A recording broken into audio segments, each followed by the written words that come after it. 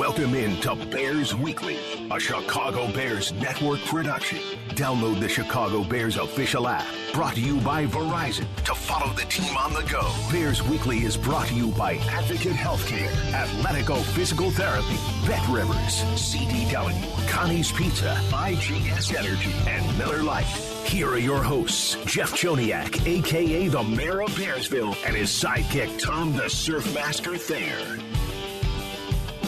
The guys are here, and they're joining us, Waddle and Silvy, for a very special Bears Weekly live at Hallis Hall. We've done this a time or two. Our first show together was at the Bears draft at Soldier Field, and we love being with the voices of the Bears, Tom Thayer and Jeff Joniak. I feel like I have to be on my best behavior. You do. A little bit. Yeah. A little bit. Yeah. How Tom, are you guys right? doing? This is new for us. Yeah. Not that we haven't been all together, certainly, but this here particular show, kind of a formula, hit all the buttons, but now we got a couple wrinkles. And Tom is a player. Why do you adjust? Why do you look at me and say we have wrinkles? Like, is that something physically you're No, looking you got at? to adjust. We got to adjust. Absolutely. Adapt and overcome. So Amen. That's what we need. That's what the Bears need to do, right after week one. 100%. 100%. Yeah. Heard a lot of good things today and yesterday, so we'll see how it all adds up. Assistant coaches, the offensive coaches, just were available to the media, so they rotate. Last week defense, this week offense, so everybody obviously wanted to talk to offensive line coach Chris Morgan, but also to Tyke Tolbert, just where Chase Claypool's at. And with Claypool, he said he's hustled and worked harder than any of the receivers this week. First to show up at meetings, and hopefully it'll translate. So, and Tommy, I don't know what any of that means to you as an ex-player, but that's out of the mouth of Tyke Tolbert. But Tom, this is the perfect spot for a player that you can't wait to get to the next Sunday, right? Because you want to make good on what transpired last Sunday. Yeah, it's kind of weird because if you look at the plays that they're criticizing Chase Claypool for, there's reasoning behind it. The first outside screen, that lateral screen, the ball was tipped by an unblocked rusher at the line of scrimmage. So it interrupted the flight of the football. There's no guarantee you were going to catch it anyways, because the defenders were already in pursuit of the pass when they saw it. Then the next one that he comes in, he has a crack on a linebacker, hits the linebacker really good, but Darnell Wright doesn't have enough depth on his pull. And then he hits Claypool, and his block knocks him off, and then they have the play. And so everybody's blaming Claypool. When you have a design of an offense, you know it. When you have 11 guys trying to do one specific job, everything's got to fit perfectly. And there's an exact to everything. It's not trying to get to a general area and then see how the block unfolds because, on the 15th play of the game, Robert Tonyan, he had a block. He was an exterior wide receiver, and he got run over by a defensive back. That's as egregious as any of the Claypool plays that everybody's highlighting. And the thing about it is all these social media evaluators, they come and they look at a couple plays, and then they put it out there, and then it's the blame game. And so that's just not the case, because I can sit here and go through my notes on every single play, and you can talk about how do you improve it. And so I think that's the thing about the offensive coaches going forward and the defensive coaches. When you look at a tape, you got to have thick skin, because you're going to get criticized in front of your peers, whether you like it or not. And so what do you do with it? Do you put your head in the sand like an ostrich, or do you go out in the practice field and do what you need to do to improve? And when Matt Eberflus was talking about the technique things that every single guy's job has to get better at their technique. And to me, when you go from training camp, when you go from like 70% max to 100% on game day, it's almost impossible to catch up on week one. So we'll see how it is week 2, week 3, and going forward. And how much do you think that they'll be able to go from 70 to 100 here in week 2? You've talked about the heat a lot, Tom. Right. And it's not, and we talked to Jeff yesterday on the show, it's not like it's going to be 100 degrees, but they're 86 or 89 with a lot of humidity. And when the sun peeks out from behind the clouds, I sat out there in the crowd on a cloudy day 2 years ago when Tom Brady threw his 600th touchdown against the Bears. And for the 10 minutes the sun came out, it felt like I was sitting on the sun. That's how hot it felt out there. All right, so right now, 6 o'clock, it's 86 degrees. On Sunday, there's a 30% chance of rain, so that means it's going to be humid and it's 90 degrees, which probably be a little bit higher than that. When you have a blue helmet on, there's a lot of heat absorption. It's going to be orange. Well, same thing. That's so it's a right. dark I color. like those orange helmets, too, by the way. Yeah, no, they're outstanding. You do? I do. Orange You helmet, don't like orange them? uniform. I'm a traditional blue guy. I want to see the Bears come out in the uniforms that they've been wearing since 1920, although they do have the other, uniforms. Do you like the blue with the white logo? You like the blue with the white logo?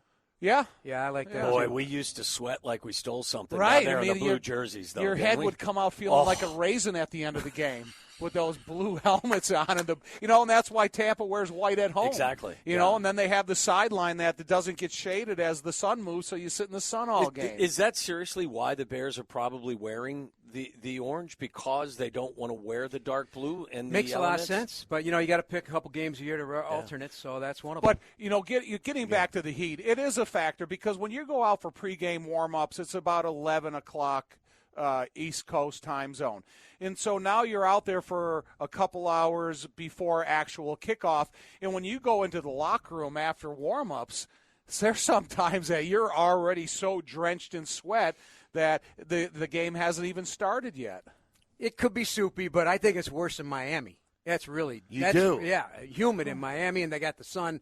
They put you on the sideline where the sun's just baking you. You remember? Yeah, and then they have a dark green tarp down that absorbs even more heat. Hey, you stand on the grass advantage. and you stand on the tarp at Miami. It's 15 degrees hotter on the tarp than it is on the natural grass. How will it affect what you guys are wearing in the booth? It does. No, it does not. Tank tops in the booth. And you looked at me serious with that question. Yeah, no, we're gonna go shirtless in this one. I thought tank tops. Yeah, Tank tank top weather. Yeah. So listen, so for the TV show that we have to do on the sideline, it is half-hour live. So I called the camera guy from Fox, and I go, "Hey, do you shoot us from just the waist up, or do you see our legs at all?" He goes, "No, it's pretty tight from You're the wearing waist shorts. up." Yes, Flip-flops. no. Sandal action? I'll wear shoes, but there is a good chance that I will be in shorts. Shorts and a suit jacket for the. No, we don't. No. We used to. Well, I did. He never did, never and did. the contrast got to be to the point where I look ridiculous, or he does, one of the two, and I'm going to Not me. suit and tie. Wait, there's a case could be made. We should look the same. So a couple years ago, we started wearing a Bears shirt, and there we go. That's I what like we that, do. yeah. Aside from the heat and Claypool, all that, the biggest news of the day is Kyler Gordon. Yeah. Yeah, I mean, we knew he's probably not going to play, but now he's on IR. To what extent is the injury? Not sure, but that's a big loss. Yeah. I think Who it was steps ready. in for him, Jeff? I think it could be a combination of guys. I mean, Blackwell obviously is on the depth chart as the backup, but, I think when they bring Stroman up. But he's on the played injury position. report, he didn't practice today. Blackwell. Yeah, I know. Yeah, see, that's So- it. That's just it. Yeah, I got the injury report here, too. Yeah, so that's, so, hey, all hands on deck because they put Godwin in that slot, and he's a rugged, outstanding receiver, one of the best duos in the league with him and Mike Evans. So that is a major position to address. Tom, so you talked a lot about the armchair film guys, Right? And I like to watch a lot of that stuff. You with a trained eye, a guy who knows what he's watching. I compared it to, I said earlier, it's like taking a boat ride. Like sometimes you want a captain who will explain it to you, and those are the people who narrate it. You don't need a captain because you know how to navigate the waters. So if you're analyzing the 60 minutes of film to us, what are your big takeaways from watching those 60 minutes that you would tell us and Bears fans the biggest takeaways in your mind, not from anybody else, that Tom Thayer took away? Before you answer, say, I'm the captain now. Go ahead, Tom. Right. That's good. I'm not Gilligan. No, it's just more of I really think if you're going to have football timed up to the exact way it's got to be designed and the rhythm that you need and the exact whereabouts after a receiver's running a route at 100%, I just don't think that you can come out of training camp with that when you have so few reps at 100% together. And whether it's an angle by a wide receiver going to hit a DB. So that DB, who Green Bay said before, that might have been one of the most physical training camps they've ever had. So now if these guys are going through training camp and they're working 85 to 100% and you've been working at 70 to 80%, now you have to get to a specific angle on a crack block or wherever you got to be. Maybe you're not exactly in the right spot because you really didn't do it at the game expected speed. So to me, there's a lot of things. Let me because I do have, notes on my phone. Well, you look for that. Yeah. Let me add this. Let me add this, though, because, the chemistry of the offensive line, we always say it's got to be great. But that also matters to the defensive line and matters to the secondary. So Eddie Jackson, Jaquan Brisker didn't play that much in the preseason together. They were both banged up. So that matters. All of it matters in the end. Route combination for receivers and tight ends it also is important for them. You, Tom, hold your notes. We'll get back to them. In Bears Weekly, we've got Cole Kmet coming up. Cole Kmet coming up. Conversation I had with him today, so he'll address some of these topics as Jeff well. loves Cole. Coming up. He's the son he always wanted. All right, so it's Waddle and Silvy in with the guys, Tom Thayer and Jeff Joniak, and this is Bears Weekly on ESPN 1000. This is Bears Weekly with the voice of the Bears for 23 years, Jeff Joniak, on the Bears Radio Network. This segment of Bears Weekly is brought to you by Athletico Physical Therapy. Visit Athletico.com to request an in-clinic or a virtual appointment and start feeling better tomorrow. That's right. It's Waddle and Silvy along with Jeff Joniak and Tom Thayer, your hometown call for the Chicago Bears. We are live at Hallis Hall. It is our pleasure to join the guys today. And we saw Cole Kmet. He popped in here into the studio looking for you earlier today. He was very disappointed when he saw us. Right. I could see the disappointment, in his face. And I immediately said, "You're looking for Jeff. He's out there." Yeah, they brought him to the wrong place. So you caught up with Cole Kmet? Caught up with Cole Kmet. Covered a lot of topics. Current, future, present, you name it. Let's hear what he had to say. All right, how bad did it hurt Sunday? Yeah, that was tough. That was probably the hardest one of the ones I've played in yet. All games or just Bears-Packers? All games, for sure. I mean, that game means the most. I mean, to me personally, I still think guys that, aren't from here may not necessarily understand the truth, like really what it means to guys who are from here and the fans it means from. I mean, that's a game where, if you're 12, 13, 14 years old, you're crying at home after the game. That's what that game means. You know what I mean? And, I definitely felt that, and I was super emotional for a couple of days about it.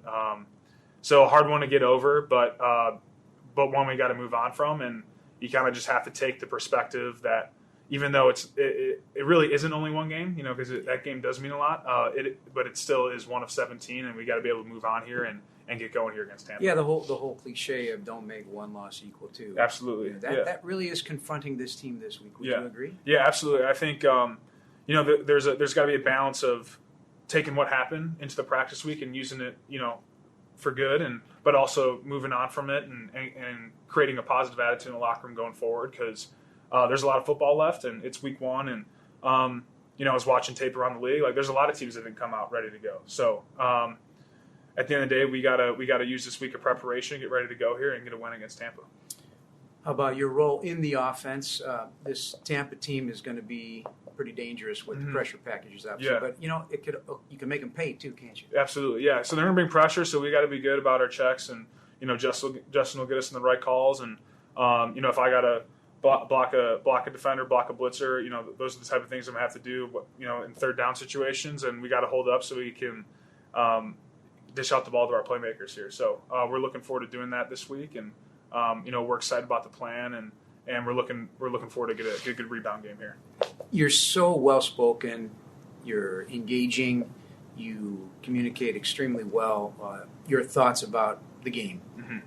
Are you that way with the fellas in the locker room? Are you now comfortable, now in your fourth year, with a young team to speak your mind? Yeah, absolutely. I think, I feel like I have to speak my mind on things now because I want to win. I want to win, and I'm going to say what needs to be said, and like I'm going to be respectful about it, obviously, and all those things. But when I think something needs to be said, I'll say it. And at the end of the day, though, I just think it's just about going to work every day at practice and treating those practice reps like game reps and making sure we're on it there. So just telling the guys like making sure we're prepared throughout the week, making sure you're at practice, doing the right things, and taking care of your body, and so we can get rolling here. Starting in Tampa. All right, you got Levante David, you got Devin White, you got that little guy who is just like his dad was, Antoine Winfield Jr. Those could be guys that attract your attention. What do you think of those three guys, and how do you handle that? Because they gave up a lot of catches last week to Hawkinson. No, they did. They're physical. I mean, they gave up catches, but they didn't give up a lot of yards either. So they're quick trigger guys. They're fast, they're speedy side to side, and they're hard hitters too. So they've shown that on tape. So I just think at the end of the day, we just gotta show our physicality towards them and do that in the run and pass, and I think it'll be all right. Watching you catch the balls there in the second half, you get chopped down, man. Mm-hmm. You have to be aware of that. You know they're going low. You're a tall timber. Is that automatic to you, or can you never really relax that part of the idea that guy's coming low for me because he could really hurt you? Yeah, I think there's a balance with it. I think like the first one when we had in the red zone in the first half, Jair made a good play because he was gaining depth on the slam, and I threw down thinking I had more room to him than I did. Turned around and he triggered pretty well. So I mean that's a veteran guy knowing what he's doing. But you just got to feel those things out and be able to get that stiff arm down when you can, and to kind of protect your legs a little bit. But it's definitely hard. They're trying to chop you down because they know they can't get you up top. All right, Chase Claypool. He's a lightning rod right now. Yeah. For whatever the reasons may be. But you know him better than anybody. Mm-hmm. Tell us about him. What we don't know. About his passion for this. Yeah, I think that's what it is. It's his passion, and sometimes it gets out of him a little bit, and it becomes a thing, and but he knows what he's got to do, all those type of things, and he's frustrated. He wants to win too. No one wants to win more than Chase, and I know he was frustrated with some things this past week, but I know he's looking forward to have a good rebound week coming up here. Like Coach says, eyes forward. Eyes forward. Yeah, got it. I'm going to ask you this, and I may have before, so answer it again if you can. But I know what you're going to answer, but I'm going to throw it out there anyway. What is the most underrated aspect of your game that doesn't get talked about enough? Yeah, I think it's been my blocking coming out. Ding, ding, ding, ding, ding, ding. I knew he was going to say that, but I got a different one. But go ahead. I think it's been my blocking. I think people kind of started taking notice of that this past year a little bit more, especially with our ground game doing so well. So, I'd say that's kind of always been it coming out of college. And, I've always had a physical element to me. It's just a matter of, getting the technique down. And I've just been getting better and better at that as my career's progressed. Yeah, you get a little edgy about when people start to question your blocking. Yeah. Right? Don't you? Yeah. Like I don't know why this thought is out there, but I think it's just, to me, if you're going to say that, at least for me when I was coming out, I thought it was a little bit of a lazy analysis. I don't think you were really watching the film and doing your homework on it, and not to say that I didn't have a lot to improve as a blocker, but that's constant. Yeah, but you could definitely see that I had a willingness and it was there, and that physicality part of my game has always been there. See, I'll take the physicality part, and now this is mine. Is that when the ball's in your hands and you have time to either you're catching it on the run, or you have a chance to turn and get your shoulders upfield. Good luck tackling Cole Kmet because you are tough with the ball in your hands. To me, that's underrated.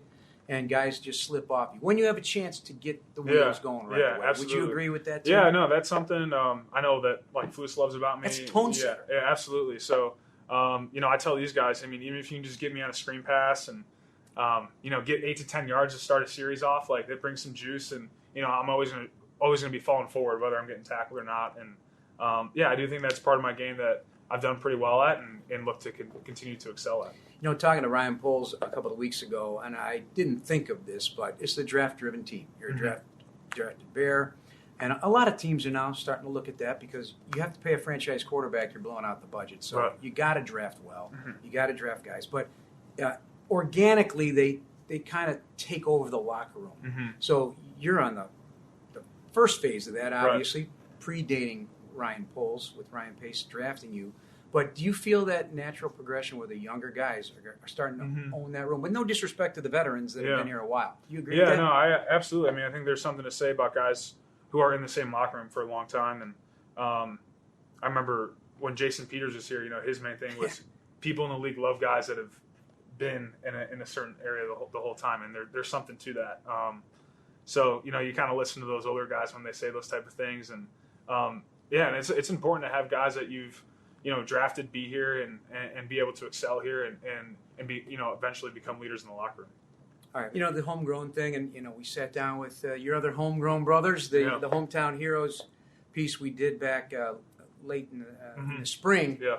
And the reaction that I got from it, and me being a Hersey guy, a local guy too, helped, but these guys are really genuinely love being Bears. Mm-hmm. I go, well, yeah. Well, what'd you expect? They grew up. All you guys were Bears fans. So when we sat for that, I mean, you learned probably something about those guys that they didn't know about you, and vice versa.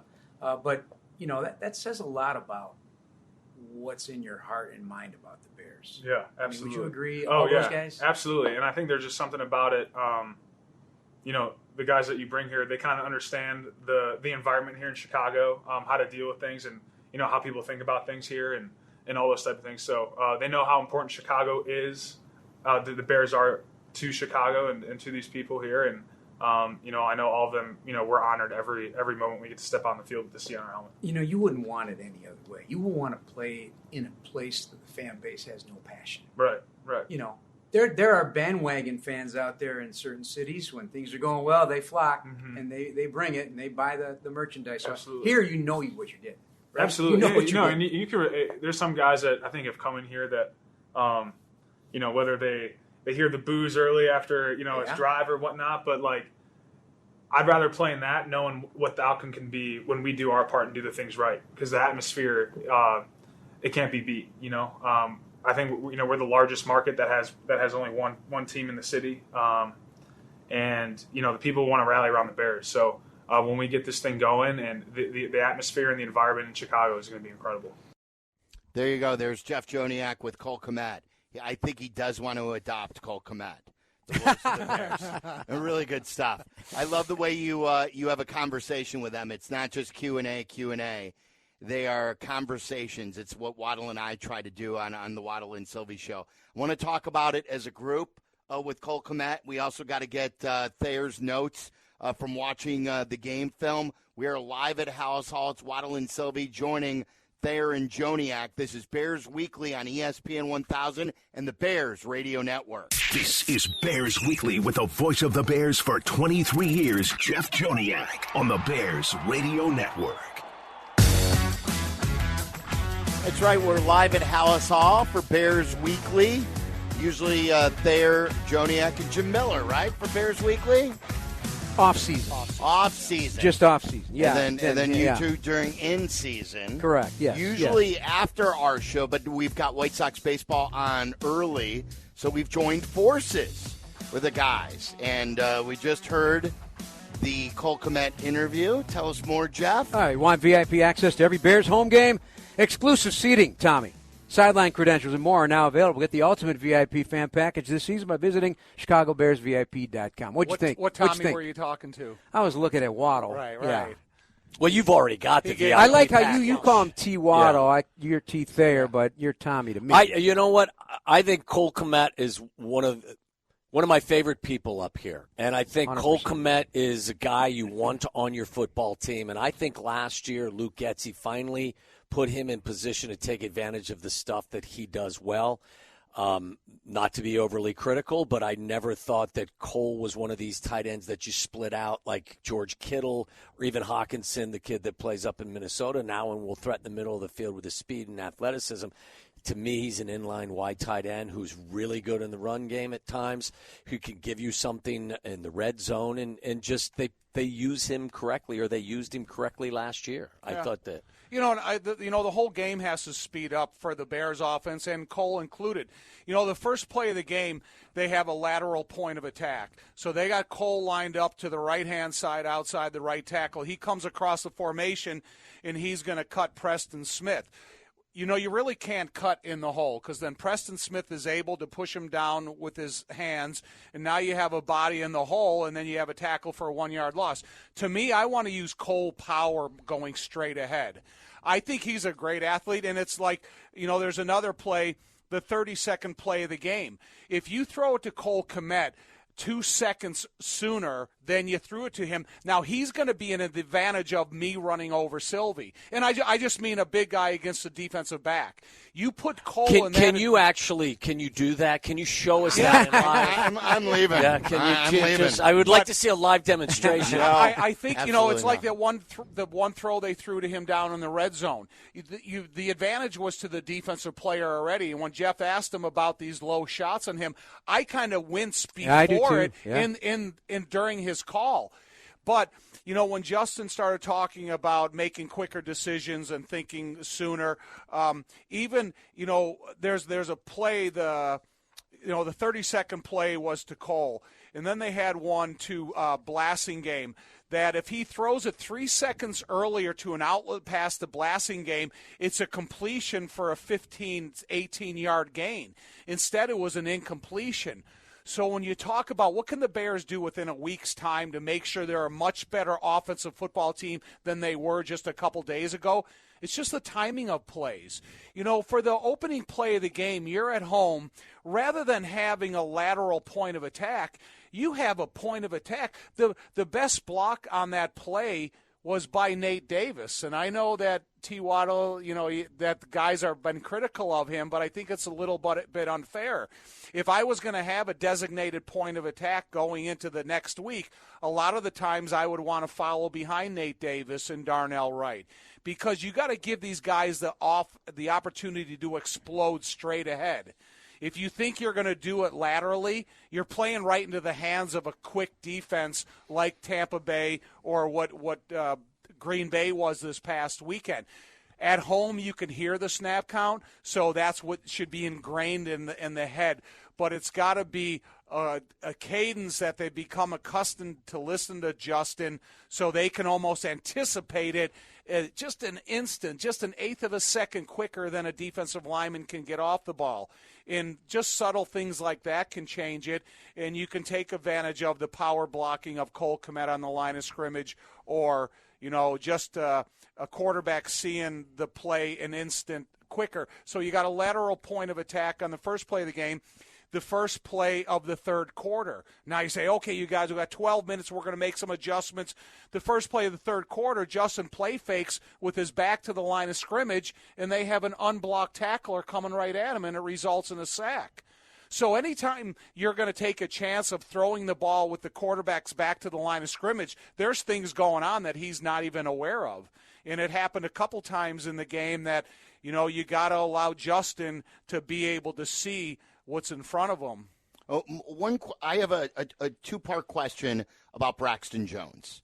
What happened in game one with him with the penalties? And because I love the dependability, I loved his rookie year. So what happened with the uneven performance? And then the second part of that question, Tom, for you is there was a play when they sort of pulled him, which some people on these film breakdowns said they pulled a left tackle, which some said they've never seen before. Oh, that's crap. That's a pinch OT, the counter tray.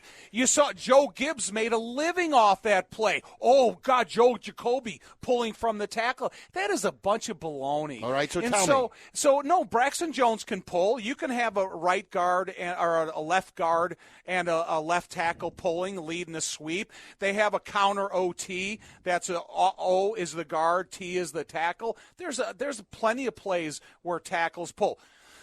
Excuse me. To me, Braxton Jones and the penalties that he did, he was trying to get that. nth of a second jump on the count. In a couple times, he just jumped a half a second early, and the official noticed. Yeah, Morgan said only one of those were a false start. The snap didn't happen on the second. Exactly. One. So that's exactly right. One of it wasn't his fault. Yeah, it wasn't his fault. So it's when you because they don't have. That's one of the things you talk about chemistry. Is the chemistry of the offensive line is understanding the tempo of the cadence and how it is to the center quarterback exchange. And if there's any hesitancy by the center, the other offensive linemen are going to look, ill-timed, off-timed and stuff. And so that comes with reps, and that comes with going out there and using the cadence as a weapon, especially at home. Now on the road, it's probably not going to be the same because Tampa has a supporting crowd. Jeff, you said you talked to Morgan about. Not me. It was all the media. Yeah. Did you get a feeling for how he felt his group played as a group? He basically says the same thing every time he talks because he is an offensive line coach. Right. He's an offensive lineman. It's everything. I asked him about the kid Darnell Wright and what's he need. He went through every single down and distance situation, pass blocking, run blocking, time of the game. All got to work on it all. It's all. So he doesn't pinpoint anything like that, but.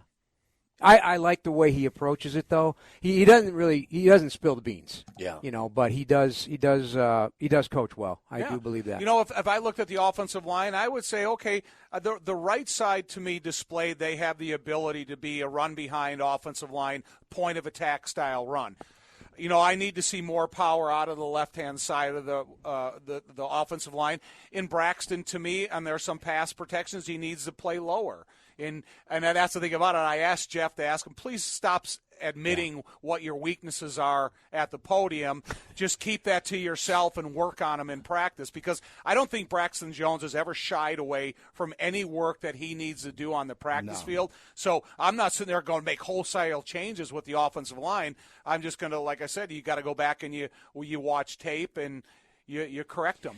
It's an acute need, though, on Sunday. An acute need to have proper identification on all these blitz packages or wherever pressure package they got or what kind of stunts they do, because they're great at stunts and twists inside too. Every one of those guys up front. And then most importantly, in my opinion, but I'm not an offensive lineman, Vita Vea.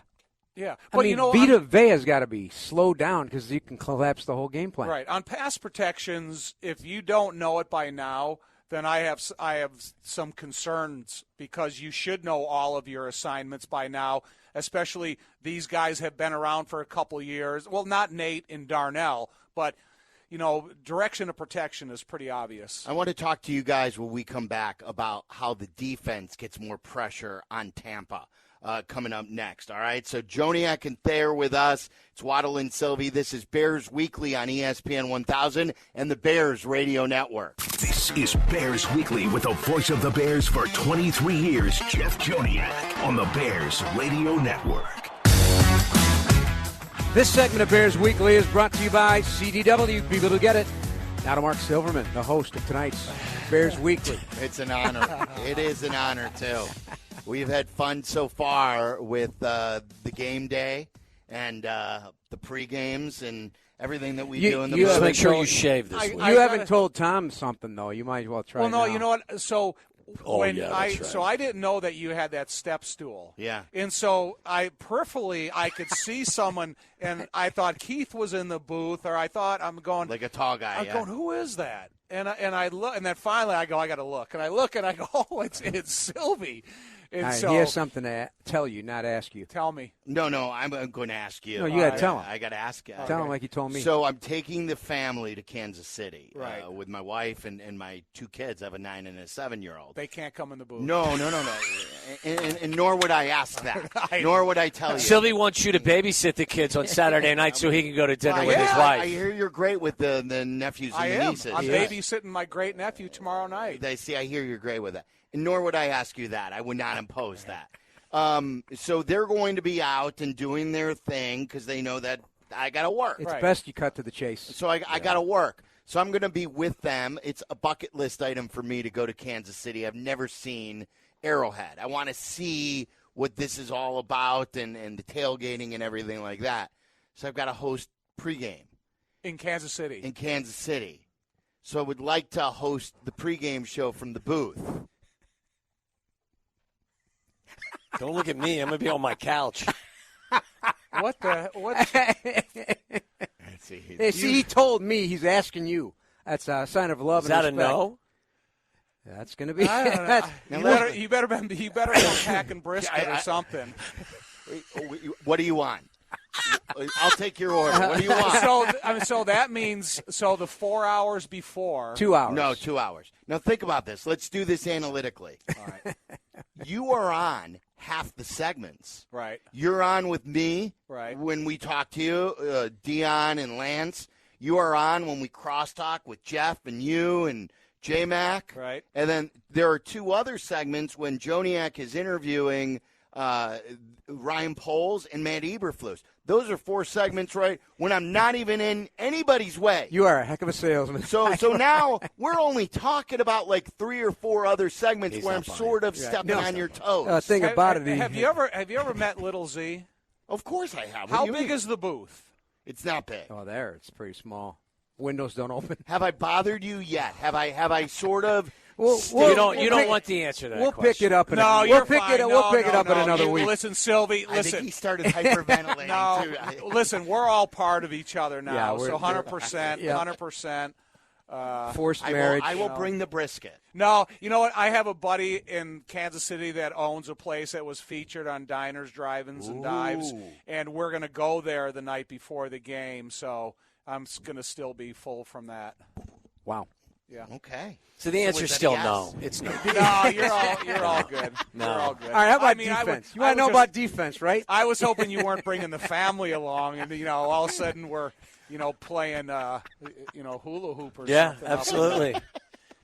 All right, so the defense, very little pressure. Very little pressure in game 1. How do they get more pressure on Baker Mayfield in Tampa in game 2? Well, you know what? He loves getting in rhythm, number one. So get him off his rhythm, get him off his spot. He does make plays on the move, but he certainly is not the threat of a legitimate mobile quarterback, but he does just enough with a little bit of grit to annoy you a little bit when he scrambles. So he's got a couple of nice targets out there as well, Mike Evans question. and Chris Godwin, so you do definitely have to harass him. Listen, you're going to have to be willing to take some chances eventually. You're going to try to have to get him off balance.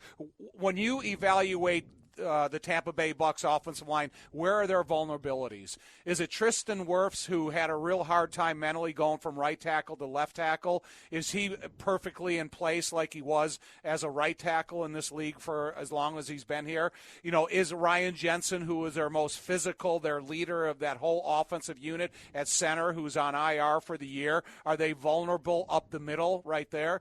Can you put in a linebacker that you feel can anticipate the snap count? Because now that you're going to be able to hear the rhythm of Baker's snap count, if you can go out there the first series and say, okay, he's pretty consistent with this snap count. Now let's see if we can bring a blitz, from the corner. Jeff's a big fan of the corner blitz.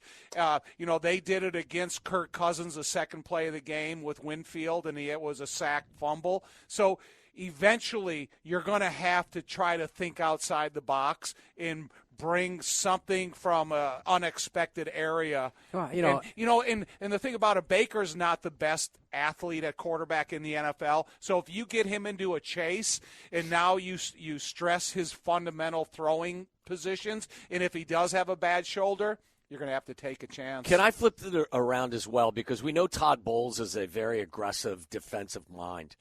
Do you believe that may lead to some big plays from this Bears offense? Because if you are blitzing but you're not staying disciplined in what you're trying to do, there are opportunities, whether it's just in a design quarterback run or even in man coverage.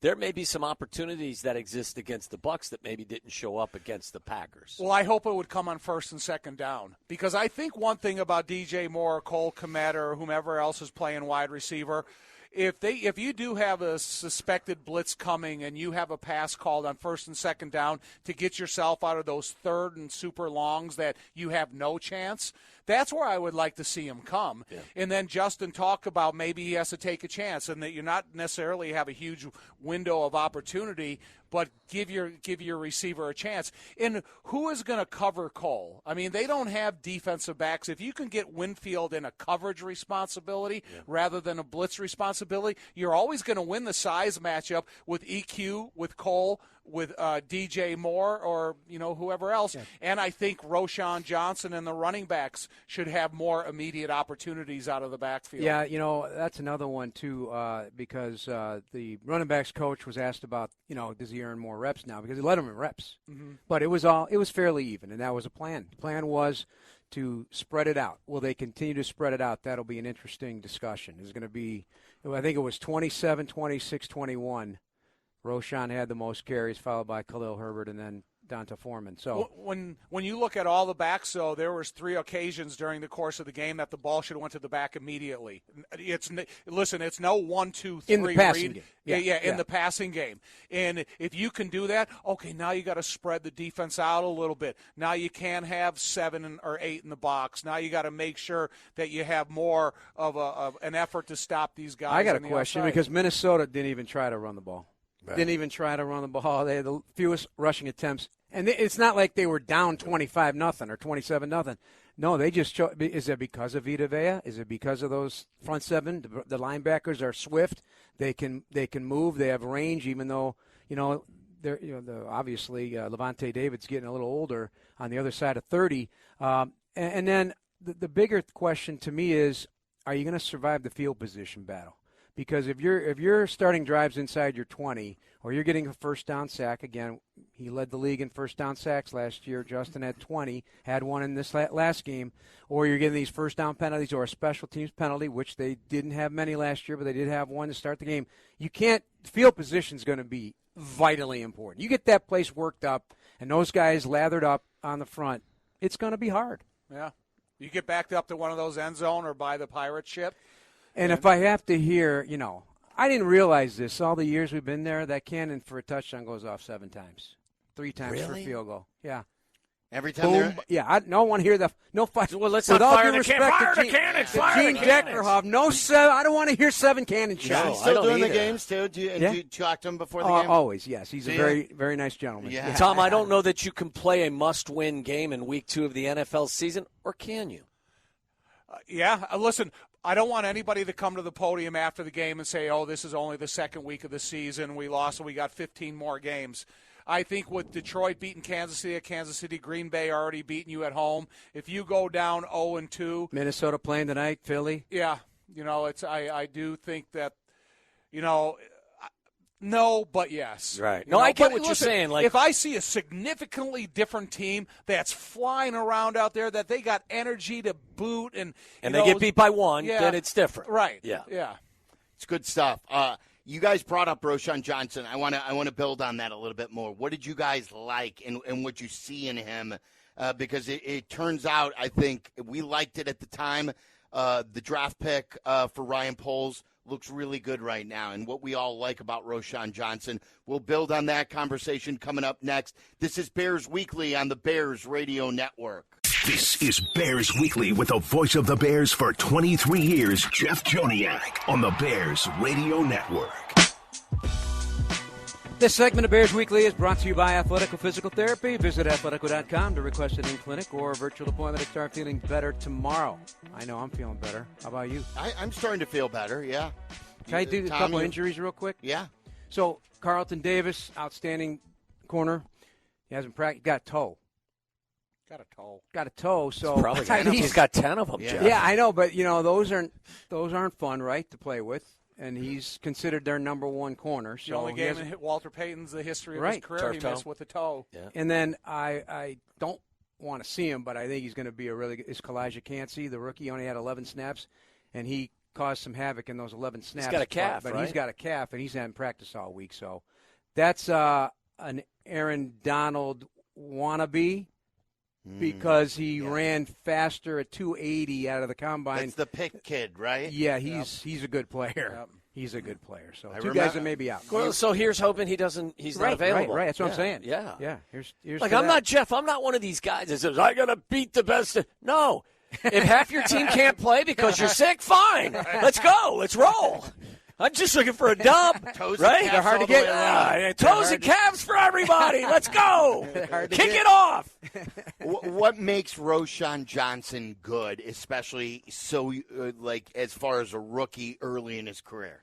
He can do all three things. He can play first, second, and third down. He can pick up blitzes. He can catch out of the backfield if he's designated receiver. He can line up at wide receiver and still be an option.